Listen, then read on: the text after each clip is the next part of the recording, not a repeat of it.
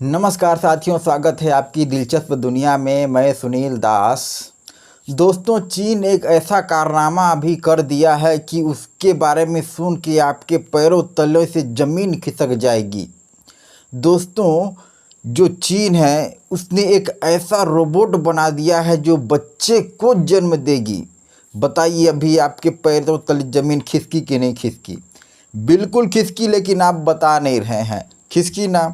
बिल्कुल खिसकी होगी। देखिए, रोबोट चीन कितना तरक्की कर लिया, कैसे कर लिया। एक रोबोट बच्चा, इंसानी बच्चा पैदा करेगा। सोचिए, ये विज्ञान को कहाँ से कहाँ तक लेके चले जा रहा है चीन। इसका पावर देखिए, इसका टेक्नोलॉजी देखिए, टेक्नोलॉजिया देखिए। दोस्तों, टेक्नोलॉजी का ज़माना है। मतलब एक रोबोट, आप सोच भी नहीं सकते, कल्पना भी नहीं कर सकते। वैसे विज्ञान के चमत्कार के बारे में तो आप सब जानते ही हैं कि कितना उसका चमत्कार है। रॉकेट जो है वो उड़ रहा है, हवाई जहाज़ चल रहा है, अंतरिक्ष तक इंसान चले जा रहा है। तो विज्ञान के जरिए कुछ भी करना अब असंभव नहीं लग रहा है। अभी तक आपने देखा होगा कि क्लोनिंग होती थी। क्लोनिंग मतलब आप समझ रहे हैं? क्लोनिंग मतलब जैसे कि कहा जाए कि एक का दूसरा रूप बनाना। जैसे कि वो मूवी आपने देखी होगी रजनीकांत का 2.0, जिसमें बहुत सारा रजनीकांत एक साथ बन जाता है। बिल्कुल वैसे ही क्लोनिंग का मतलब होता है एक साथ बहुत सारा बन जाना। आप जो खाते हैं ब्रायलर चिकन, वो क्लोनिंग का ही प्रतिरूप होता है, जिसके कारण आज पूरे विश्व में लोगों को मांस उपलब्ध हो पा रहा है। अगर सोचिए कि ब्रायलर चिकन नहीं बनता तो लोगों को मांस का कितना अभाव हो जाता। चलिए, क्लोनिंग तक की बात तो समझ में आ जाती है, लेकिन रोबोट बच्चे को जन्म देगा, ये बात पचती ही नहीं है। लेकिन पचाना पड़ेगा दोस्तों, क्योंकि चाइना ने ऐसा कर दिया है। इसके तहत वो जो है 10 महीने तक बच्चे को अपने गर्भ में रख सकता है ये रोबोट। इसमें क्या होता है कि माता पिता से प्राप्त जो शुक्राणु होता है और अंडाणु होता है, उसको उस रोबोट में इंजेक्ट कर दिया जाता है उसके गर्भाशय में। और उसके बाद करीब करीब 10 महीना तक वो गर्भ में अपने बच्चे को पालेगी। और पालेगी कैसे? जैसे एक माँ अपने बच्चे का भरण पोषण करती है अपने गर्भाशय के अंदर, ठीक उसी तरीके से पूरा का पूरा न्यूट्रिशन उस बच्चे को उस रोबोटिक मदर के द्वारा मिलेगा। रोबोट बनेगी माँ। सोचिए, समझिए कितना तरक्की ये चाइना कर लिया है।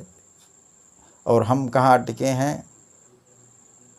एकदम कहाँ अटके हैं? पीछे अटके हैं। पीछे पीछे मतलब बहुत पीछे, एकदम भी पीछे नहीं कहेंगे, लेकिन पीछे तो हैं। विज्ञान का ज़माना है, तरक्की तो होगा ही। तो चलिए देखिए, हमारा भारत भी विज्ञान के क्षेत्र में नए नए आविष्कार कर रहा है, अच्छी बात है। तो दोस्तों, चाइना को हल्के में लेना बहुत गलत बात है, क्योंकि चाइना दिन प्रतिदिन तरक्की कर रहा है। हमारा भारत भी अब दिन प्रतिदिन तरक्की के क्षेत्र में आगे बढ़ रहा है। देखिए, इसका जो अभी ये बनाया है रोबोटिक मदर, इसके बहुत सारे फायदे और ये नुकसान भी हैं। देखिए, इससे पहले इस प्रकार की क्रिया के लिए सरोगेसी चलती थी। और सरोगेसी एक प्रकार का क्रिया है, कानूनी प्रक्रिया हो जाता है। इसमें खर्च भी ज़्यादा हो जाता है, लगभग समझिए 70-80 लाख रुपए का खर्च आ जाता है। इसमें क्या होता है कि जो इच्छित माता पिता होते हैं वे किसी डोनर मदर को ढूंढते हैं, जहां इच्छित माता पिता से अंडाणु और शुक्राणु को डोनर मदर में डाल दिया जाता है। उसके बाद वो डोनर मदर बच्चे को जन्म देती है। फिर बच्चे को जन्म देते ही वो बच्चे को इच्छित माता पिता को सौंप दिया जाता है। तो ये सरोगेसी में होता था, इसलिए इसमें कानूनी प्रक्रिया का बहुत ज़्यादा महत्व है। भारत में भी 2021 से ये चल रहा है ये प्रोग्राम, लेकिन इसमें बहुत सख्त प्रावधान है कि वही व्यक्ति डोनर का काम कर सकता है जो परोपकार की भावना से कर रहा हो। इसमें किसी प्रकार का पैसा लेना प्रतिबंधित है भारत में। विदेश में तो ऐसा पैसे लिया जाता है। अब ये जो रोबोटिक मदर आया है, इससे फ़ायदा क्या है कि जिन दंपतियों को संतान की उत्पत्ति नहीं हो रही है, वे इस रोबोटिक मदर के द्वारा संतान प्राप्त कर सकते हैं।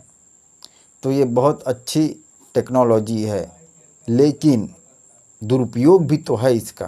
किस प्रकार से कि जो इंसान, जैसे अभी मॉडर्न एज चल रहा है, तो बहुत सी लड़कियां माँ बनना नहीं चाहती, इसलिए वे क्या करेंगी, रोबोटिक मदर के जरिए बच्चा पैदा करेंगी। तो इससे लड़कियों की माँ बनने की क्षमता धीरे धीरे ख़त्म हो जाएगी। तो कहीं ना कहीं एक प्रकार से ये इसका दुष्परिणाम है। और इस तरीके से बच्चे जो रोबोटिक मदर से पैदा होंगे, पता नहीं उनका मानसिक विकास किस तरीके से होगा, इसका भी अभी सही सही आकलन हुआ नहीं है। तो ये थी दोस्तों चाइना के नए आविष्कार की कहानी। अगर आपको वीडियो अच्छी लगी तो वीडियो को लाइक करिए, चैनल को सब्सक्राइब करिए। मिलते हैं अगली वीडियो के साथ, तब तक के लिए जय हिंद।